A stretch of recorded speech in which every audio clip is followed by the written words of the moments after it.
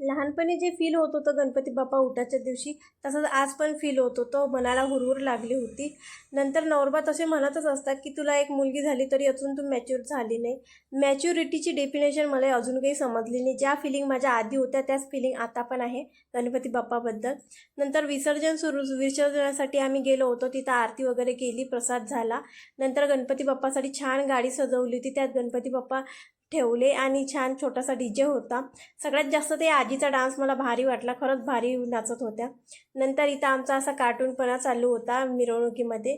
जे बाहेर army camp म्हटलं की डिसिप्लिन नावाची गोष्ट असते. आता घरोघरी पण गणपती बाप्पा बसले होते. ते स्पेशल जाऊन विसर्जन नव्हते करू शकत, तर असं गाडीत त्या गणपती बाप्पाला ठेवण्यात आलं होतं. म्हणजे मोठ्या गणपतीसोबत छोटे गणपती पण विसर्जन करू शकतो.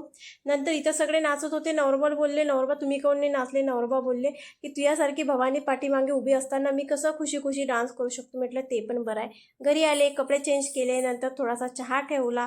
नंतर स्वयंपाकाची तयारी झाली. दूध गॅसवर ठेवलं होतं. त्या दुधाला राग आला, कारण की नवरबासोबत मी गप्पा करत बसले होते. ते पूर्ण उतू गेलं अशा प्रकारे. नंतर ते पूर्ण क्लिनिंग केलं. आज गणपती बाप्पाचा मंडप असा खाली झाला होता.